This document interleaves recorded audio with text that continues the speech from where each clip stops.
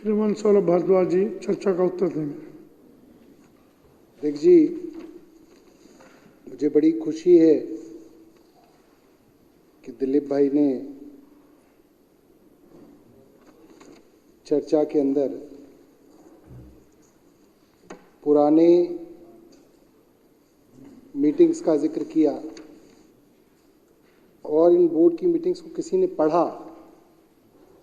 ये बड़ी ज़रूरी बात है। मुझे बड़ी खुशी है इस बात की कि दिलीप भाई ने इस मीटिंग के नोट्स को पढ़ा और इसके बारे में चर्चा की। अध्यक्ष जी, मेरी विधानसभा काफ़ी अर्बन विधानसभा है, ज़्यादा झुग्गी झोपड़ी मेरे यहाँ नहीं है, मगर जब से मेरे पास ये डूसिप का विभाग आया है तब से इस विषय के ऊपर कई बार चर्चा विभाग में हुई और मैंने देखा कि झुग्गी झोपड़ी को देखने का पर्सपेक्टिव, जिसके पास आधी नॉलेज है, आधा ज्ञान है, उसका अलग है। जिसने पूरी प्रॉब्लम समझी है उनका अलग है।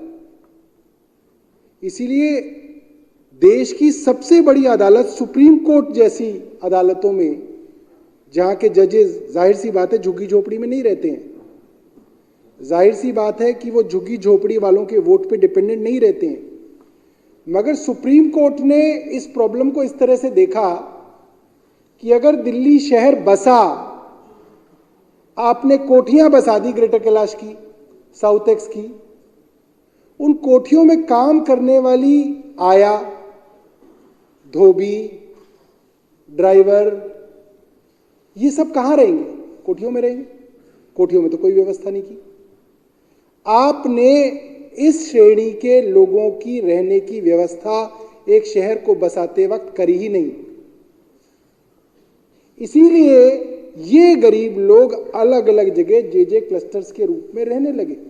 कौन रहना चाहता है जे क्लस्टर के? कोई नहीं। जानवरों जैसे हालात होते हैं उसके अंदर। जब सरकार आई, अब ये भी कई बार लोगों के मन में ऐसा होता है कि भाई पता नहीं, ऐसा तो नहीं है कि आम आदमी पार्टी वालों ने इन जे क्लस्टर को बसाया। नहीं, ऐसा नहीं है। कानून में बहुत स्पष्ट लिखा है अध्यक्ष जी। जब 2015 में फरवरी में अरविंद केजरीवाल जी की सरकार बनी, उससे पहले तो 49 दिन की हमारी सरकार थी, कट ऑफ डेट 2006 की है। 1 जनवरी 2006 से पहले बसी हुई जे क्लस्टर्स बस्तियां और 1 जनवरी 2015 से पहले आए हुए वो लोग जो इन बस्तियों में आए, तो हमारा तो कोई इससे लेना देना नहीं है। हमारी सरकार बनी फरवरी में, हमने कट ऑफ डेट रखी है 1 जनवरी 2015। उन लोगों को प्रोटेक्शन डूसिप के एक्ट में प्रोवाइड की और ये प्रोटेक्शन हमने प्रोवाइड की और प्रेसिडेंट ऑफ इंडिया तक जो है इसका नोटिफिकेशन हुआ है इस पॉलिसी का कि ये बस्तियां प्रोटेक्टेड हैं। और अब तक इतने वर्षों तक कोई भी सरकार आई वो इसको प्रोटेक्टेड मानती थी।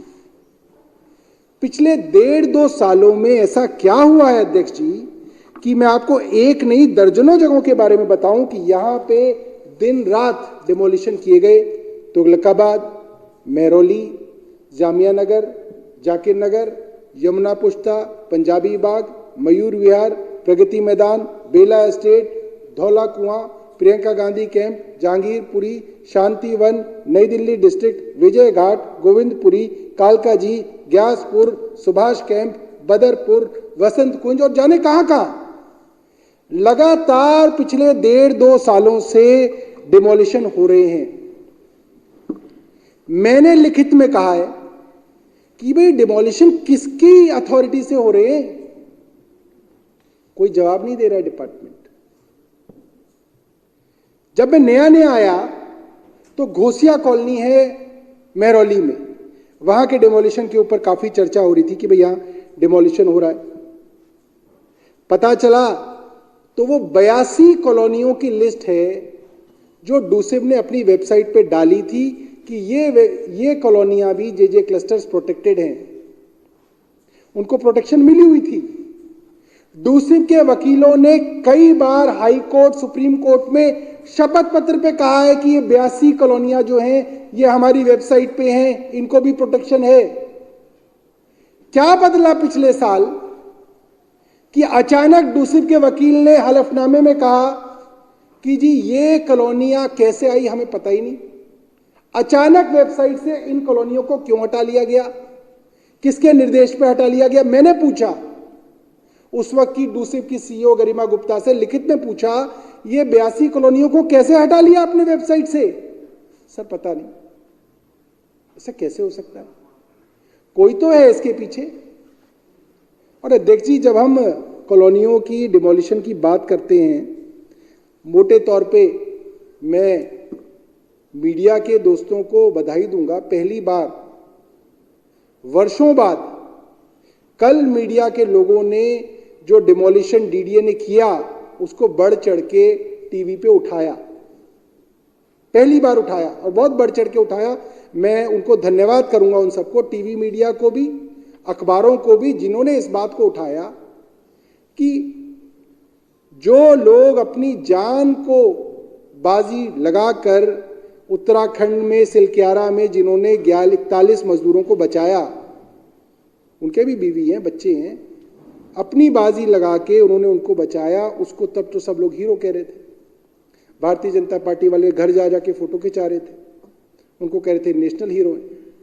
आपने, डीडीए ने, जो केंद्र सरकार की एजेंसी है, जो एलजी साहब के डायरेक्ट अधीन आती है, उसने उस आदमी के घर को बिल्डोजर से ढा दिया। ऐसे ये देखिए, ये डीडीए की सच्चाई है। अब क्योंकि ये मामला अखबार में आ गया, मीडिया में आ गया, तो एक वकील हसन को तो एलजी साहब ने कह दिया मैं तुम्हें मकान दे दूंगा। बाकियों का क्या हो गया अध्यक्ष जी? तुगलकाबाद के अंदर आपने 2.5 लाख लोगों को बेघर कर दिया। केंद्र सरकार की आर्कियोलॉजिकल सर्वे ऑफ इंडिया ने 2.5 लाख लोगों को बेघर कर दिया। अध्यक्ष जी, मैं आपसे ये जानना चाहूंगा, आपके माध्यम से इस हाउस से जानना चाहूंगा, वो परिवार हैं, नौकरी करते हैं, मजदूरी करते हैं, जवान बच्चे हैं, स्कूलों में छोटे छोटे बच्चे उनके जाते हैं, जवान बेटियां हैं। आप अध्यक्ष जी ये कल्पना कीजिए, बरसात थी उस दिन जब ये तुगलकाबाद के अंदर डिमोलिशन किया, बारिश हो रही थी, ठंड थी, बारिश का मौसम था। जब सुंदर नर्सरी के पास डिमोलिशन हुआ तो ठंड भी थी, इसके अंदर डिमोलिशन कर दिया गया। अध्यक्ष जी आप कल्पना कीजिए, लाखों लोगों के ऊपर से सर के ऊपर से आपने छत के ऊपर बुलडोजर फेर दिया, बरसात हो रही है, आपका घर का सामान तहस नहस पड़ा हुआ है, आप कहाँ जाओगे, कहाँ ले जाओगे अपने बच्चों को, इस शहर में कहाँ ले जाओगे? सोचिए, छोटी छोटी बात के लिए इतना हल्ला होता है इस देश के अंदर। आपने 2.5 लाख लोगों को बेघर कर दिया और इसकी कोई जवाबदेही नहीं है। अभी सुंदर नर्सरी के बारे में इन्होंने बताया, प्रवीण भाई ने, भरी ठंड में अध्यक्ष जी, ठंड के अंदर हमारे डूसिब के वकील ने, मैं पूरी जिम्मेदारी से बता रहा हूं, हमारे डूसिब के वकील ने, सरकारी वकील ने, जिनका नाम परमिंदर चौहान है, मैं इसलिए कह रहा हूं क्योंकि मैं चाहता हूं ये विधानसभा के रिकॉर्ड में आए। कभी अगर कानून का पहिया चलेगा, कभी कानून के हाथ इन वकीलों की गर्दन तक पहुंचेंगे तो इस रिकॉर्ड में रहेगा। डूसिब के स्टैंडिंग काउंसिल परमिंदर चौहान ने हाई कोर्ट के अंदर झूठा हलफनामा दिया, फर्जरी की उन्होंने कोर्ट में यह कहा कि ये जो प्रवीण कुमार जी के यहाँ सुंदर नगरी वाली जो बस्ती है वो 675 की लिस्ट में नहीं है, जबकि अध्यक्ष जी वो लिस्ट में थी। मैंने फाइल देखी है, आज भी वो वेबसाइट पे उसका नाम डला हुआ है। फाइल पे डूसिब ने लिखा है एफिडेविट के लिए कि ये बस्ती 675 बस्तियों की लिस्ट में है, और उसी फाइल पे परमिंदर चौहान ने जो एफिडेविट बनाया उसके अंदर उसने वो लाइन गायब कर दी। उसको बेस बना के हाई कोर्ट ने 2019 में ऑर्डर कर दिए कि ये बस्ती इलीगल है, इसको डिमोलिशन कर दीजिए। 2019 में उसके ऊपर कोई कार्रवाई नहीं हुई। बस्ती के गरीब लोगों ने कहा कि चलो मामला टल गया। अभी पिछले 2 महीने 3 महीने पहले 2023 में कुछ लोग जो है हाई कोर्ट में चले गए कि कंटेम्प्ट है। कंटेम्प्ट में फिर से वो परमिंदर चौहान जो है डूसिब की तरफ से पेश हो गए। मैंने अपने हाथ से लिखा कि नहीं, परमिंदर चौहान पेश नहीं होंगे, वो कैसे पेश हो सकते हैं। हमने अपनी तरफ से संतोष त्रिपाठी को खड़ा किया। संतोष त्रिपाठी मेरी तरफ से खड़े हुए हाई कोर्ट के अंदर। उन्होंने कहा मिलॉर्ड, ये झूठा बयान यहां पे दिया गया है, ये गलत ऑर्डर हो गया है। कोर्ट ने कहा अब तो कंटेम्प्ट में आए हैं आप लोग, मैं तो पुराने जज साहब ने जो ऑर्डर दे दिया, मैं तो सिर्फ उस ऑर्डर को एग्जीक्यूट करने के लिए बैठा हूं, मैं मेरिट में नहीं जा सकता। लिहाजा उन्होंने कहा कि इसको तो करना पड़ेगा, मगर देखिए उन जज साहब के दिल में थोड़ी सी मानवता थी। हमारे वकील ने कहा साहब पॉल्यूशन है, ग्रैब की बंदिशें हैं, कम से कम जब तक ग्रैब लागू है तब तक की मोहलत दे दो। हमारे वकील ने सोचा ग्रैब की मोहलत मिल जाएगी, इतनी देर में हम सुप्रीम कोर्ट चले जाएंगे, सुप्रीम कोर्ट में हम ये बात रखेंगे कि हमारा वकील झूठा है, हमारे वकील ने हलफनामे पे झूठ बोला, पर्जरी की। सुप्रीम कोर्ट के तो दिल में दया आएगी, हजारों बच्चों का सवाल है। हमारे आदमी ने कहा कि चलिए, संतोष त्रिपाठी जी ने ग्रैब के नाम पे मोहलत मांगी, कोर्ट का दिल पसीजा, कोर्ट ने कहा ठीक है ग्रैब की मोहलत है। अब आप देखिए कि बेशर्मी देखिए केंद्र सरकार की, और मुझे लगता है कि बद्दुआ लगेंगी उन सब लोगों को, उनके बच्चों की। इनकी बेशर्मी देखिए, ग्रैब के अंदर CAQM ने स्पेशल परमिशन दी, आज तक दिए इन्होंने किसी को परमिशन। इन्होंने एक झुग्गी बस्ती को उजाड़ने के लिए ग्रैब के CAQM ने स्पेशल परमिशन दी कि ग्रैब लागू है तो है, इस बस्ती को डिमोलिश कर दो, और उसको रात मतलब 2 घंटे के अंदर उन्होंने पूरी बस्ती तहस नहस कर दी। ये बेशर्मी है। और अध्यक्ष जी, कोई पत्ता नहीं हिल रहा है इस शहर के अंदर, कोई पूछने वाला नहीं है, कोई सुनने वाला नहीं है, खुल्लम खुल्ला गुंडागर्दी हो रही है। मैं इस डिपार्टमेंट का मंत्री हूं, मैंने लिखित में दिया, ये क्वेश्चन लगा था विधानसभा के अंदर, हमारी बहन भावना गौड़ ने लगाया था कि क्या ये सच है डूसिब के वकील ने अदालत में झूठ बोला। तो ये जवाब मेरे पास जब आया, क्योंकि मैं इस प्रोसेस के अंदर रहा हूं, इस विधानसभा के अंदर मंत्री के तौर पे मेरे पास इसका जवाब आया, तो इसका जवाब गोलमोल आया कि ना हाँ में ना में।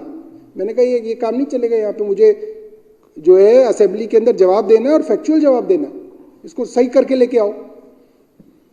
और आपके नाम का मैंने उनको थोड़ा डर दिखाया असेंबली का, मैंने कहा देख लो असेंबली के अंदर प्रिविलेज हो जाएगी। तो जब इस असेंबली के, मेरे से नहीं डरते, असेंबली से डरते, तो इस असेंबली के डर में फिर जो है ये मामला वापस गया डिपार्टमेंट में। फिर उन्होंने लिखित में दिया कि हाँ ये बात सच है, ये बस्ती लिस्टेड क्लस्टर थी, डूसिब ने कहा था लिस्टेड क्लस्टर है, वकील ने एफिडेविट में झूठ बोला। तो फिर मैंने उस फाइल पे दोबारा लिखा, मैंने जब वकील ने झूठ बोला तो तुमने उसके ऊपर क्या कार्रवाई की, कार्रवाई बताओ। फिर फाइल गई, अगले दिन सुबह 11 बजे यहां पे आए तो बोला कि साहब हमने वकील को शो कॉज नोटिस दे दिया। अब शो कॉज नोटिस के बाद क्या किया उन्होंने मुझे नहीं मालूम, मैं ये लिख के दे चुका हूं डूसिब को कि जो वकील ऑन रिकॉर्ड झूठ बोल चुका है और हजारों लोगों को बेघर कर चुका है, इस वकील को हटाओ। उस वकील को नहीं हटाया जा रहा, पता नहीं इनका चाचा लगता, ताऊ लगता, क्या लगता हो, क्यों नहीं हटाया जा रहा है। अध्यक्ष जी इस बात को समझिए, क्योंकि पूरा षड्यंत्र जो है वो ये है कि किसी तरीके से इस शहर से जितने भी गरीब लोग हैं उनको जो है बर्बाद करके भगा दिया। ये षड्यंत्र चल रहा है इस शहर में, जिस शहर में जहां पे लोग जो है एम्स के सामने ब्रेड बांट के अपने आप को धर्मात्मा समझते हैं, इस शहर में जहां पे रामनवमी के दिन लोग भंडारा करके अपने आप को धर्मात्मा समझते हैं, उस शहर में आज गरीब लोगों को इस तरीके से बेघर करके बर्बाद किया जा रहा है। और एक दो नहीं, लाखों लोगों को पिछले 1.5 साल के अंदर जो है इस तरीके से अध्यक्ष जी बर्बाद किया गया है। मैं और भी कुछ चीजें हैं मैं आपके सामने रखना चाहता हूं। यमुना पुश्ते पे ये भारतीय जनता पार्टी के लोग आज है नहीं, ये एक एक नाइट शेल्टर के लिए रोना रोते हैं कि इस नाइट शेल्टर के अंदर ये खराब हो गया, इस नाइट शेल्टर के अंदर ऐसा हो गया। अरविंद केजरीवाल जी की सरकार ने यमुना पुश्ते पे नाइट शेल्टर बना रखे थे अध्यक्ष जी। पिछले साल इन्होंने वो नाइट शेल्टर तोड़ दिए, ये खबर मेरे तक आई। मैंने सीओ से लिखित में पूछा कि ये नाइट शेल्टर कैसे तोड़े जा रहे हैं, उन्होंने मुझे बोला, और एलजी सुनते हैं तो सुन लें, उन्होंने मुझे बोला, अध्यक्ष जी पूरी जिम्मेदारी से बोल रहा हूं इस हाउस के सामने, उन्होंने बोला कि एलजी साहब की डायरेक्शन है इसलिए नाइट शेल्टर तोड़े जा रहे हैं। उन्होंने मुझे बताया। मैंने उनको लिखित में कहा, आप मुझे लिखित में ऑर्डर दीजिए, किसके ऑर्डर पे नाइट शेल्टर तोड़े जा रहे हैं? कोई जवाब नहीं आया। वो खत मेरे पास हैं, सारी मेरे पास रिटर्न जो है, मैंने जो इनसे वो करी है कॉरेस्पॉन्डेंस सारी है। मैंने कहा कि अखबार के अंदर लिखा हुआ है कि वो कह रहे हैं कि उनको हायर अथॉरिटीज की डायरेक्शन है। ये हायर अथॉरिटीज कौन है? ना मैं हूं ना मुख्यमंत्री है। किसकी डायरेक्शन पे? कोई जवाब नहीं आया। वो नाइट शेल्टर के लिए कोई एनजीओ सुप्रीम कोर्ट में गई, सुप्रीम कोर्ट से डायरेक्शन हुई, 8 शेल्टर टूट चुके थे, 5 बच गए थे, इसलिए 5 रुक गए, 8 डिस्ट्रॉय कर दिए गए। और जो 5 बच गए अध्यक्ष जी, इनको भी इस साल सर्दियों की शुरुआत में, 2023 की शुरुआत में, नवंबर या दिसंबर में इनको भी लॉक कर दिया गया।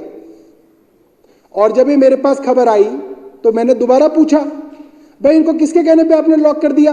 अखबार के अंदर छपाए तो उनको खोल तो दिया गया, मगर यह नहीं बताया गया कि ये किसके कहने पे किया जा रहा है। मैंने तब प्रेस कॉन्फ्रेंस करके कहा था कि पहले भी जो नाइट शेल्टर डिमोलिश हुए हैं वो एलजी साहब के डायरेक्शंस पे हुए, तो एलजी साहब बड़े नाराज हुए।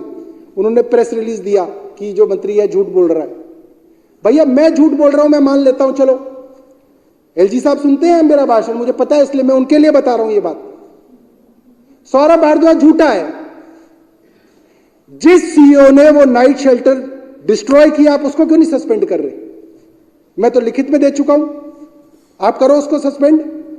गरिमा गुप्ता उस वक्त सीईओ डूसिब होती थी, उन्होंने उस वक्त नाइट शेल्टर डिस्ट्रॉय किए। सौरभ भारद्वाज कह रहा है कि गरिमा गुप्ता ने कहा कि एलजी साहब ने कहे थे इसलिए डिमोलिश हुए। मैंने कहा नहीं, मैंने लिखित में कहा कि इनको डिस्ट्रॉय नहीं करना था। तो अगर उस अफसर ने किसी के बिना डायरेक्शन के नाइट शेल्टर डिस्ट्रॉय कर दिए तो एलजी साहब उसको क्यों सस्पेंड नहीं कर रहे? मुझे बताएं, क्यों नहीं उसके ऊपर कार्रवाई हो रही? भाई या तो वो मेरी बात मान रही है या वो एलजी साहब की बात मान रही है। मैं लिखित में कह रहा हूं कि वो मेरी बात नहीं मान रही, इसका मतलब एलजी साहब की बात मान रही है ना, उनका संरक्षण है ना, साफ साफ बात है। तो इस तरीके से हर डिपार्टमेंट के अंदर अध्यक्ष जी मौखिक आदेश देके जनता को का उत्पीड़न किया जा रहा है, उन्हें परेशान किया जा रहा है, उनको दुखी किया जा रहा है। और पता नहीं कितने लोग मर गए होंगे, बहुत लोग मर गए होंगे अध्यक्ष जी। आप सोचो, लाखों लोगों को आप बेघर कर रहे हो, किसी के अगर कोई बुजुर्ग है, किसी के अगर कोई बीमार है, छोटे छोटे बच्चे हैं, पता नहीं क्या हुआ होगा उनका, मगर कोई सोचने वाला ही नहीं है इस देश के अंदर, कोई समझने वाला ही नहीं। और मैं हैरान हूं ऐसे अफसरों को, अरे इस्तीफा दे दो। आप कैसे ऐसे इलीगल और आप पूरी इंसानियत के खिलाफ आप ऐसे काम कर कैसे सकते हैं? और अफसर कर रहे हैं। भाई ऐसा क्या डर है तुम्हें? फांसी दे देगा एलजी, क्या हो जाएगा? आप गरीब लोगों के घर उजाड़ रहे हैं, आप जो बेचारे मरीज हैं उनको आप दवाई नहीं देने दे रहे, लोगों के आपने टेस्ट बंद कर दिए, अस्पतालों में आपने ऑपरेशन बंद कर दिए। आप क्या करके मानोगे? मतलब हद हो रखी है अध्यक्ष जी, कोई कहने वाला ही नहीं है। मैं ये समझता हूं कि मेरे इस भाषण से कुछ नहीं होगा, मगर कभी ना कभी तो ये भाषण जो आपके यहां डॉक्यूमेंट होंगे, कभी तो कोई इन्हें पढ़ेगा, कभी तो ताकत जनता के हाथ में वापस आएगी। और इन अफसरों ने, जिन्होंने भी एलजी की डायरेक्शन पे ये सारे काले कारनामे किए, इनको सजा मिलेगी। इसलिए मैं बात ये कह रहा हूं ताकि ये सारी की सारी चीज रिकॉर्ड पे रहे कि ये सब यहां पे हुआ था। बहुत बहुत धन्यवाद।